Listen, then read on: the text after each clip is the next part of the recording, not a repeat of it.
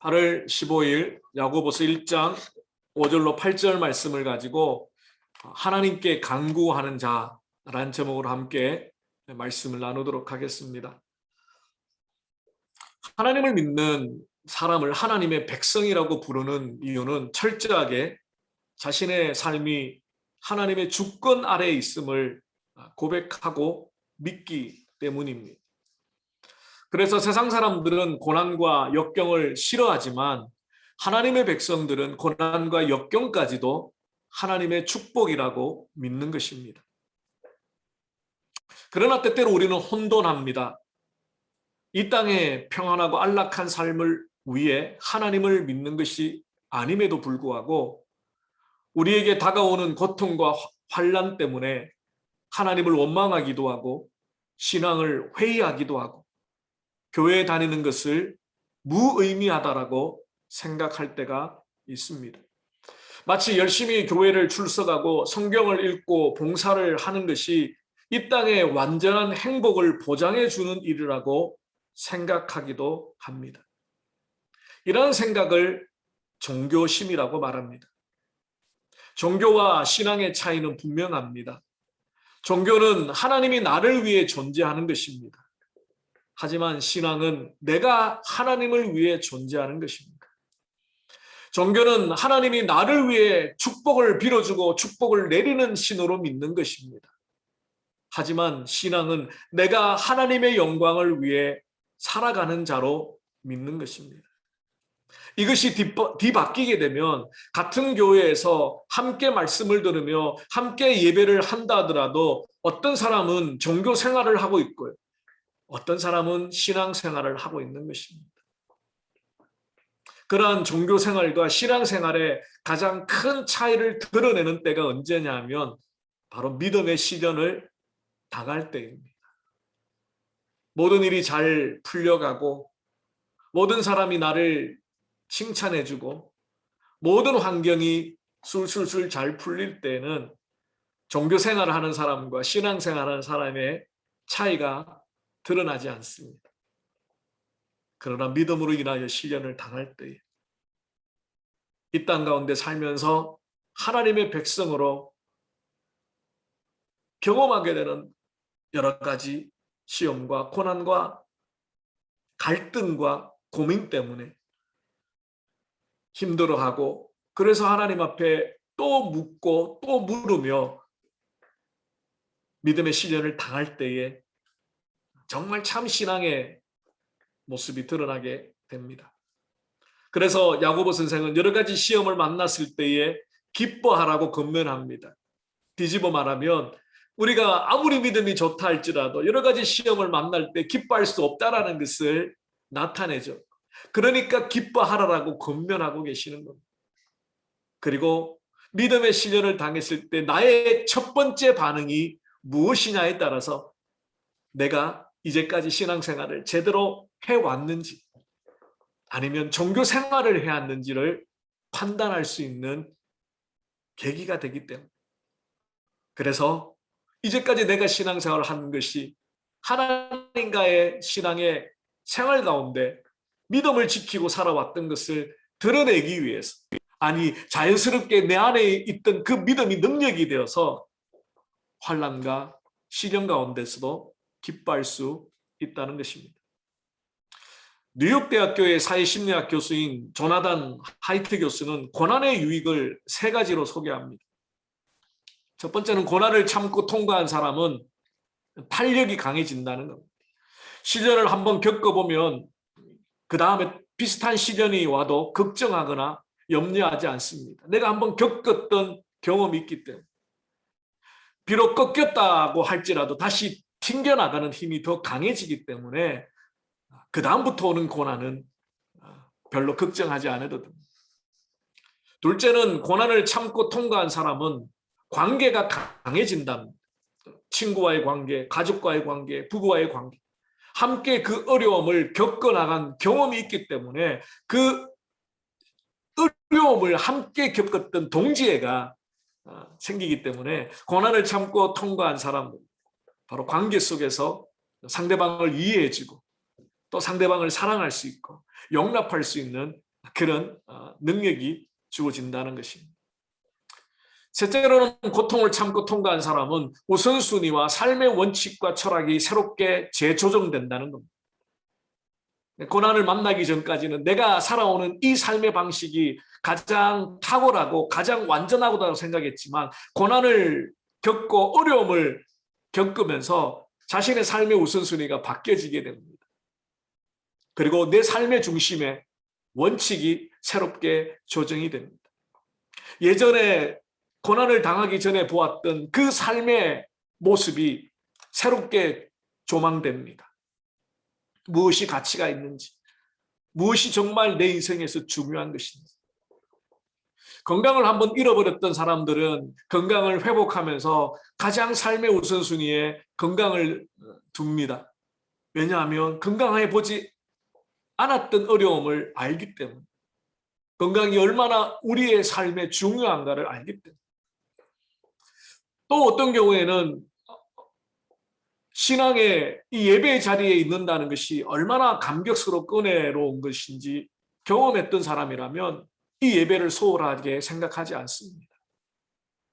저 같은 경우도 군에 갔을 때에 예배 자리를 지킨다는 것이 쉽지 않았습니다. 고참들이, 믿지 않는 고참들이 억지로 예배 시간대에 작업을 시킨다든지, 교회 가는 사람들을 향하여 핍박을 한다든지, 그때 그 예배의 감격은 잊을 수가 없습니다.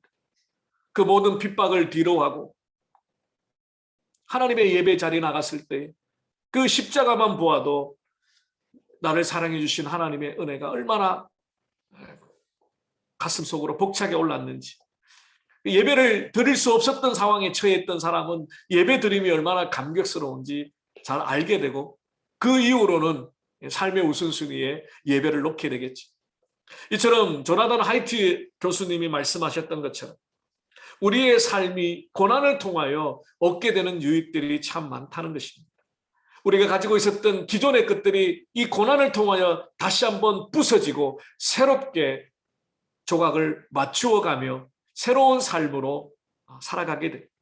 그래서 이 하이트 교수는 크리스찬인데요, 이런 것들을 통하여 하나님의 사람들이 하나님께로 돌아오거나 혹은 더 높은 삶의 원리를 가지게 된다, 그렇게 설명합니다. 그렇습니다. 우리는 하나님의 살아계심과 일하심을 믿는 하나님의 백성입니다. 종교 생활이 아니라 신앙 생활을 하는 그리스도인이 되기를 원합니다. 고난의 유익을 알기에 기뻐하며 인내함으로 더 다듬어지고 온전해짐으로 하나님 앞에 나아감을 우리는 믿는 것입니다. 오늘 우리 정준민 지사님 기도하셨던 것처럼 이 코로나 시기를 지나고 뒤를 돌아다 봤을 때 이 기간 동안 정말 아무것도 안 한 것처럼 보이고, 어쩌면 우리가 예전처럼 일상의 예배를 드리지 못한 것처럼 보이지만 먼 훗날 이 시간을 돌아봤을 때 참 감사하고 행복했고, 그리고 일상의 삶의 모습들은 조금 없어졌지만 그러나 더 하나님과 깊이 만나고 더 말씀으로 묵상할 수 있었는 좋은 시간이 되었다라고 고백할 수 있도록 우리가 이 코로나 기간을, 이 락다운의 기간을 잘 사용하였으면 좋겠습니다. 오늘 권면은 야고보 선생의 이어지는 권면입니다. 여러 가지 시험을 당했을 때 무엇을 어떻게 강구해야 하는지 우리에게 알려주고 있습니다. 이 코로나 팬데믹 가운데 우리가 이렇게 하나님께 나아갔으면 좋겠습니다. 함께 묵상하겠습니다. 첫 번째는 무엇을 구해야 하느냐면 지혜를 강구해야 한다고 권면하고 있습니다. 대학 입시생이었던 고등학교 3학년 때나 신학대학원에 입학할 때 성도님들에게 늘 들었던 말씀이 오늘 본문 5절 말씀이죠. 저도 목회자가 된 이후에 종종 입시나 취업을 앞둔 시험을 앞둔 학생들에게 이 구절로 권면하기도 했습니다. 너희 중에 누구든지 지혜가 부족하거든 모든 사람에게 후히 주시고 꾸짖지 아니하시는 하나님께 구하라. 그리하면 주시리라. 그래서 하나님께서 입시를 준비하는 수험생들이 하나님께 지혜를 구하면 하나님께서 머리를 더 좋게 하시거나 혹은 시험을 치를 때에 갑자기 공부했던 것들이 떠오르게 하셔서 좋은 성적으로 좋은 대학에 좋은 회사에 취직할 수 있도록 도와주신다라고 믿었던 것입니다. 물론 하나님은 우리에게 그렇게 역사하시기도 합니다. 하지만 오늘 본문의 배경, 오늘 본문이 주어지는 배경의 이 말씀을 묵상하면 이것은 지난 주일 묵상했던 것처럼 하나님의 백성들이 여러 가지 시험과 믿음의 시련을 당할 때에 구하는 지혜입니다. 이것은 영적 분별력과 관련이 있습니다. 우리는 예기치 못한 고난이나 어려움을 당할 때에 일시적으로 당황하거나 놀랄 수밖에 없습니다. 그래서 자칫 잘못하면 하나님을 믿는 하나님의 백성의 반응이 아니라 우리가 예전에 하나님을 몰랐던 불신자였을 때 하나님을 더 깊이 알지 못했던 연약한 그 신앙의 초보였을 때에 했던 그 반응을 우리가 자칫 하기 쉽습니다. 하나님의 방법을 묻기보다는 인간적인 방법, 급한 불부터 먼저 끌려고 하는 그런 세상적인 방법으로 대처할 때 우리는 자칫 잘못하다 보면 이 고난을 통하여 겪게 되는 믿음의 연단과 하나님의 축복보다는 임시 방편으로 시험과 어려움을 빨리 헤쳐나가려는 조급함에 엉뚱한 믿음의 반응을 보일 때가 있다는 겁니다. 때로는 그것은 불신앙적일 수도 있고 반신앙적일 수도 있고 하나님의 마음을 아프시게 하는 그런 방법을 우리가 선택할 때도 있기 때문입니다. 그러므로 그런 믿음의 시련과 어려움을 당할 때 정말 내가 감당하지 못할 것 같은 어려움 가운데 놓였을 때 우리는 하나님 앞에 바로 지혜를 구해야 합니다. 그렇습니다. 인간이 가지고 있는 지혜는 항상 불완전하여서 우리로 하여금 기뻐할 마음을 빼앗아갑니다. 온전한 인내를 못하게 조급하게 만듭니다. 그렇기 때문에 우리가 제일 먼저 간구해야 되는 것이 하나님 지혜를 주십시오. 과학적인 지식이나 경험적인 처세술이 아닙니다. 고난과 고통을 통해서 이루시기를 하나는 원하시는 하나님의 그 뜻과 목적을 내가 깨닫는 지혜가 필요한 것입니다. 그리고 그 뜻과 목적을 깨달았다면 하나님 제가 어떻게 반응해야 될까요? 내가 하나님의 자녀로서 어떻게 이 고난 가운데 나아가야 될까요? 그것을 하나님께 물어볼 수밖에 없습니다. 열왕기상 3장 9절 이하에 보면 하나님께서 지혜를 구한 솔로몬 왕에게 이렇게 응답하십니다. 네가 이것을 구하도다.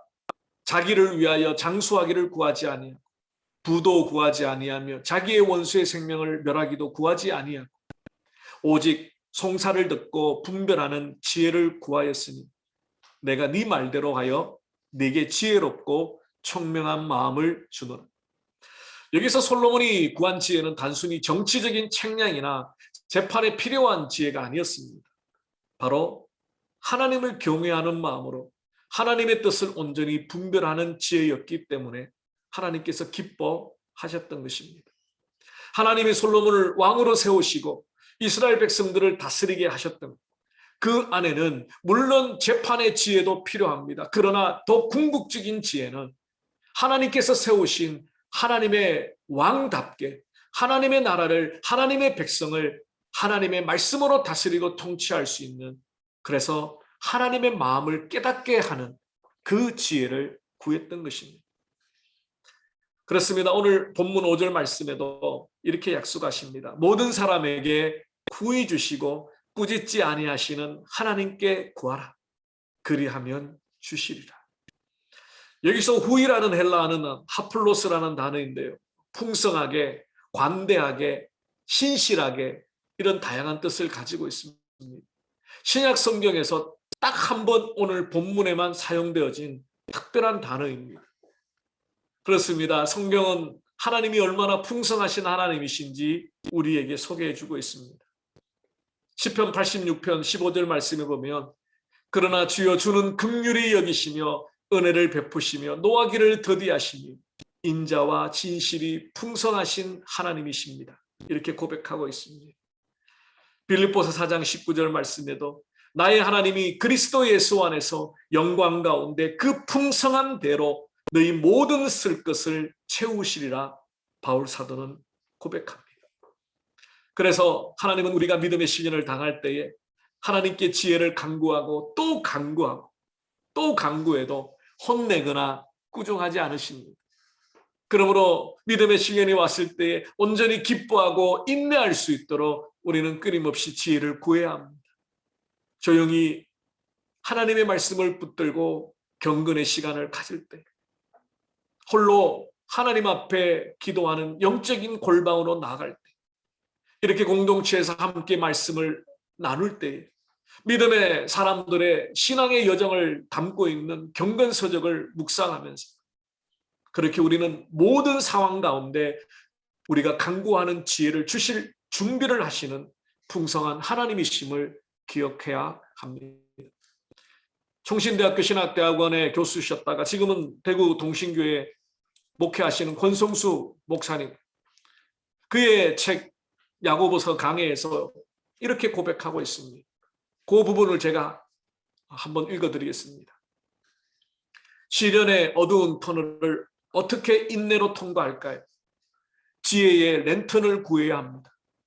지혜의 랜턴을 구하면 하나님은 반드시 주십니다. 하나님이 주신 지혜의 랜턴은 시련의 터널을 처음부터 끝까지 환하게 비춰주지는 않습니다. 그것은 여러분이 한 걸음씩을 더 나아갈 수 있게 해줄 뿐입니다.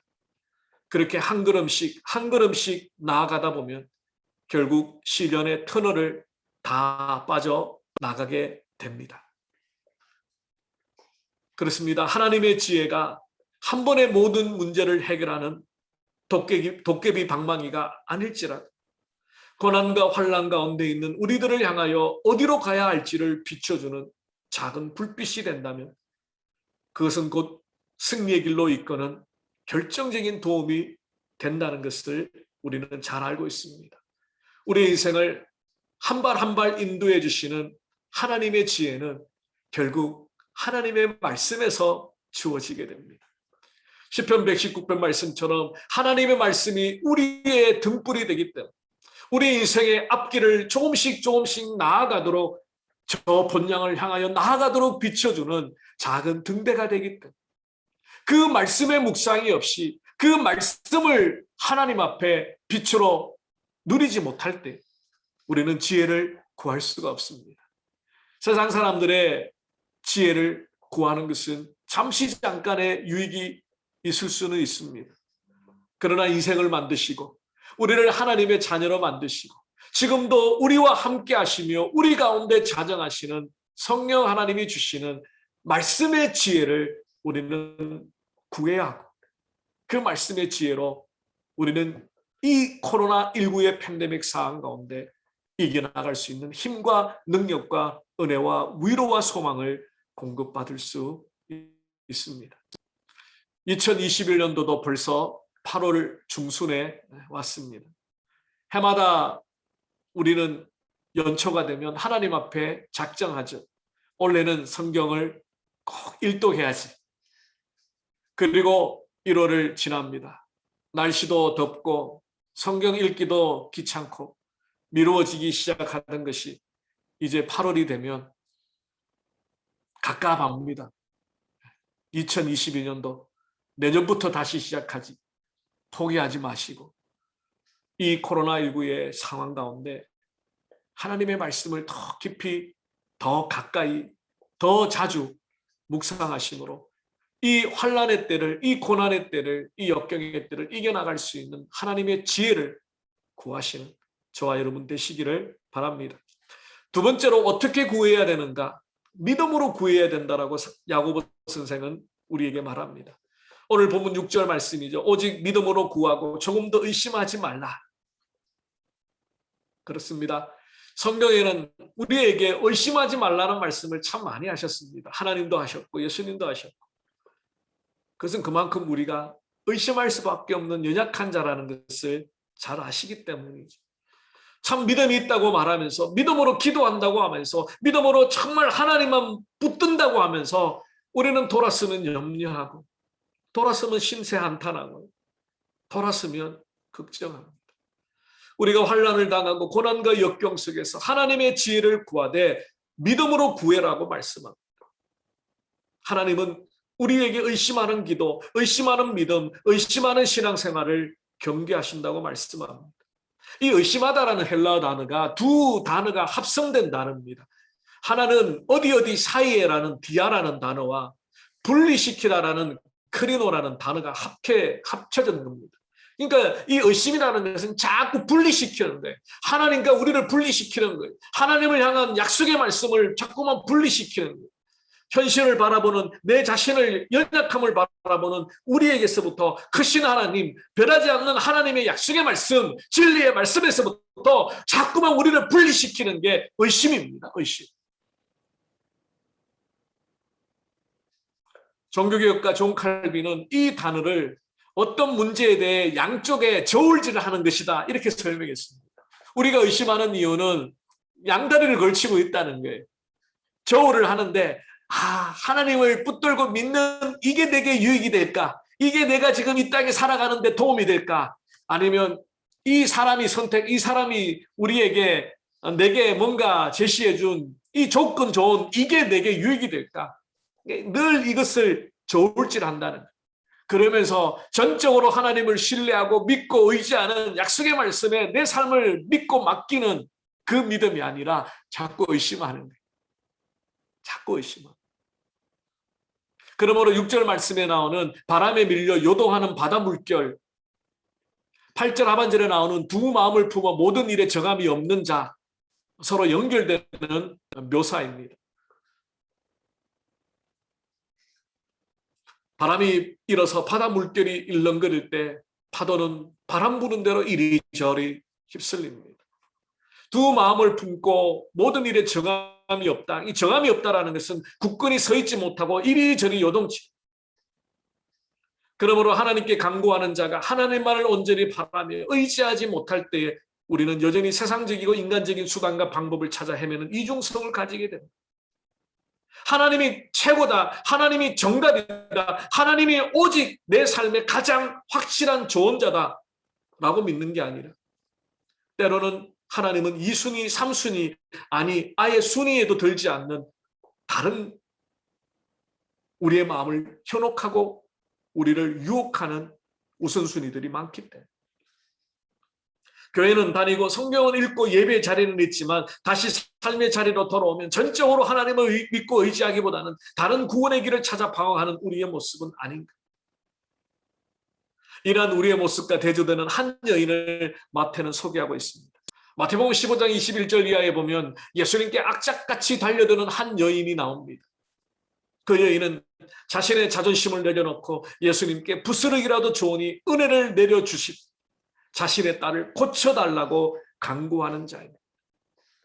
이방 여인으로 예수님 앞에 불쑥 튀어나왔던 그 여인. 예수님은 그 여인의 모습을 보고 이렇게 대답합니다. 여자여 내 믿음이 크도다. 네 소원대로 되리라 하시니 그때로부터 그의 딸이 나으니라. 처음에 예수님께서는 그 여인의 간절함을 끄집어내기 위해서 처음에는 완강하게 거부하셨죠. 자녀들의 떡을 개들에게 던져주지 않는다. 예수님은 그 여인을 상처 주었습니다. 그럼에도 불구하고 그 여인은 개들도 주인의 상에서 떨어지는 부스러기를 먹는다고 하면서 예수님 앞에 나아가게 됩니다. 예수님이 발견하신 그 여인의 믿음은 예수님 밖에는 내 사랑하는 딸을 고칠 수 없다라는 간절함이 있었다는 것. 믿음은 간절함입니다. 믿음은 간절함. 나 같은 죄인을 살려주실 구원의 길이 하나님의 아들인 예수 그리스도께서 십자가에서 자신의 피를 다 흘려 구원하시지 않으면 구원의 길이 없다라는 그 절박함을 믿는 것. 바로 그것이 믿음이죠. 그것이 간절함의 믿음입니다. 하나님의 말씀대로 살아가는 것이 하나님 앞에 가장 큰 축복이며 감사이며 은혜라는 간절함이 없기 때문에 우리는 하나님의 말씀을 지키고 순종하는 것에 그렇게 목숨을 걸지 않죠. 저도 마찬가지고 여러분도 마찬가지고 우리가 회복해야 될 것 중에 하나가 바로 이 간절함의 믿음입니다. 간절함의 믿음. 많은 사람들 앞에서 개처럼 수모와 멸시를 당해 그러나 그 자존심이 다 깨어지더라도 예수님밖에 없습니다. 아무리 예수님이 나를 밀치신다 하더라도 나는 예수님의 그 은혜를 구하려고 이곳까지 왔습니다. 예수님 긍휼히 여겨주십시오. 부스러기라도 줬으니 주인의 상에서 떨어지는 부스러기라도 줬사오니 그 모든 믿음의 시작은 사랑하는 딸을 고치기를 원하는 간절한 마음이었죠. 어머니의 마음이었죠. 부모의 마음이었죠. 그렇습니다. 하나님께서는 우리가 모든 상황에서 우리의 최선을 다하기를 원하십니다. 하나님께 기도한다는 것은 우리의 최선을 포함한 것입니다.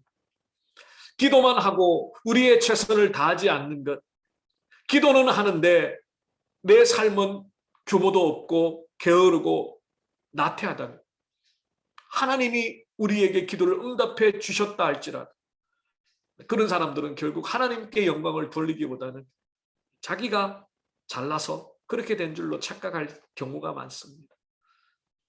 우리는 최선을 다해야 합니다. 그 최선 안에는 하나님께 간절히 기도하는 믿음의 기도와 그 기도의 응답을 이루고자 하는 우리의 최선. 그러나 그 최선이 결코 하나님을 믿지 못하거나 신뢰하지 못하는 불신앙적인 최선이 되어서는 안 됩니다. 다시 말하면 기도하는 것 따로 내가 인간적인 생각과 방법을 강구하는 나의 최선 따로 그렇게 되는 것은 온전한 믿음과 온전한 최선이 아니라는 겁니다. 제가 가장 좋아하는 사도 바울의 고백 중에 좋아한다기보다는 그렇게 살기를 원하는 나도 이런 고백을 하면서 마지막에 하나님께 부르심을 받기를 원한다라는 바울의 고백이 있는데요. 그게 고린도전서 15장 9절 이하의 말씀입니다. 나는 사도 중에 가장 작은 자라. 나는 하나님의 교회를 박해하였으므로 사도라 칭함받기를 감당하지 못할 자니라. 그러나 내가 나된 것은 하나님의 은혜로 된 것이니 내게 주신 그의 은혜가 헛되지 아니하여 내가 모든 사도보다 더 많이 수고하였으나 내가 한 것이 아니요 오직 나와 함께 하신 하나님의 은혜로라. 이 바울 사도의 고백 가운데는 그가 하나님의 철저한 은혜 가운데 살았다라는 것을 알 수 있습니다. 모든 것이 하나님의 은혜라고 고백했지만 그러나 그는 그 은혜가 헛되지 않게 하기 위하여 최선을 다했다라고 고백합니다. 그리고 그 최선을 다했음에도 불구하고 마지막 고백은 역시 하나님의 은혜였다라고 고백합니다. 우리는 이 은혜의식 속에 살아야 합니다. 그것은 하나님의 은혜가 아니면 우리는 감당할 수 없다. 이 땅의 삶을 살아갈 수 없는 연약한 자라. 그러나 그 은혜가 헛되지 않기 위해서 어떤 믿음의 시련과 고난이 온다 할지라도 흔들리지 않 하나님 앞에 최선을 다하여 믿음의 선한 싸움을 싸우고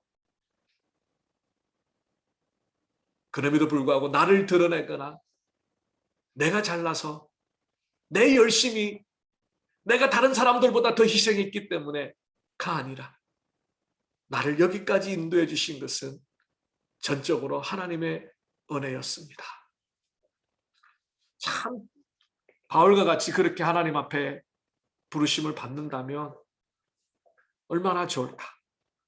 그런 믿음의 고백을 저와 여러분도 하기를 원합니다.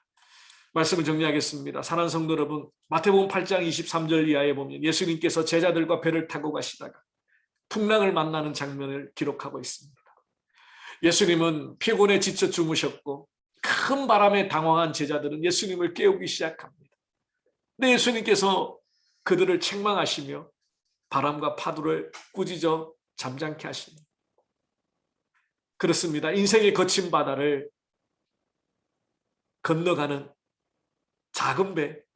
우리 인생은 어쩌면 그런 작은 배가 아닌가 모르겠습니다. 그런데 이 배에 온 만물의 창조주여 구원자이신 예수 그리스도께서 함께 계십니다. 우리 인생 가운데 찾아오셔서 친히 우리의 인생의 주인이 되어주신 바로 그분이 우리 안에 거하십니다. 인생의 풍랑이 아무리 불어오고 믿음의 시련이 아무리 몰려와도 그래서 여러 가지 시험들로 인하여 우리의 믿음이 흔들리고 우리의 마음이 요동친다 할지라도 우리 인생의 바다에 함께 하시는 예수 그리스도만 바라보시기를 바랍니다. 믿음의 시련을 겪을 때 우리에게 필요한 것은 지식이 아니라 지혜임을 기억하시고 하나님의 지혜를 간구하시되 말씀을 통하여 주시는 말씀의 지혜로 이 땅을 승리하기를 원합니다. 유명한 신학자요 부흥사인 조지 워필드는 이렇게 말합니다. 모든 시련에는 두 가지 목적이 있습니다. 우리의 마음이 얼마나 악한지를 더 잘 알게 하려는 목적과 우리 주님이 우리를 얼마나 사랑하는지를 더 잘 알게 하려는 목적이 있습니다. 그렇습니다. 하나님은 시련을 통해서 우리가 얼마나 부족하고 연약한 자인가를 알려주시고 하나님이 우리를 얼마나 사랑하시는 분이신지를 또한 알려주고 계십니다. 우리가 부족하다는 것을 발견하면 하나님을 더 의지하면 됩니다. 하나님이 우리를 얼마나 사랑하시는지를 깨닫게 되면 우리는 더 하나님의 그 사랑 가운데 우리의 삶을 믿고 맡기면 됩니다. 이 시대에 이 코로나의 환난과 어려움 가운데 하나님께 간구하는 지혜를 간구하고 믿음으로 간구하는 그래서 하나님이 우리와 함께 하시는 풍성한 은혜를 날마다 누리며 승리하시는 저와 여러분이 되시기를 주님의 이름으로 축원합니다. 기도하겠습니다. 살아계신 주님 감사합니다. 인생의 풍랑을 만났지만 우리 홀로 이 배를 타고 가는 것이 아니라 우리 인생의 주인이신 예수 그리스도께서 이 풍랑 가운데 함께 계심을 믿습니다. 주님, 야고보 선생의 고백처럼 하나님의 지혜를 구합니다. 세상 사람들 것처럼 고난을 당하고 환난을 당할 때에 어려움 가운데 호들갑을 떨지 않게 하시고 낙심하거나 절망하지 않게 하시고 인간적인 방법과 수단을 이것을 헤쳐나가려고 하지 않고 오직 하나님의 백성으로 하나님 의지하며 하나님 주시는 지혜로 넉넉히 이기고도 남음이 있게 하여 주시니 의심하거나 요동치는 두 마음 이리저리 세상을 향하여 기웃거리는 마음이 아니라 오직 하나님만 바라보는 의심하지 않고 요동치 아니하고 흔들림 없이 그 하나님만 바라보며 믿음으로 나아가는 저희들 되게 하여 주시옵소서. 코로나19의 상황이 점점 길어지고 있습니다. 함께 모여 예배할 수는 없지만 이 귀한 시간 동안 우리의 신앙이 다시 한번 새로워지고 우리의 믿음이 더욱더 하나님 앞에 가까이 나가기 위하여 홀로 하나님의 말씀과 골방의 기도의 자리가 더 뜨거워질 수 있도록 저희들을 축복하여 주시옵소서. 주의 백성들을 기억하시고 어렵고 힘든 가운데 있는 주의 자녀들을 위로하시며 하나님 그들을 얼마나 사랑하시는지 말씀하여 주시고 주님 그들이 기도할 때마다 말씀을 묵상할 때마다 물붓듯이 성령의 은혜를 풍성히 부어 주시옵소서. 감사하고 우리 주 예수 그리스도 이름으로 기도 올리옵나이다. 아멘.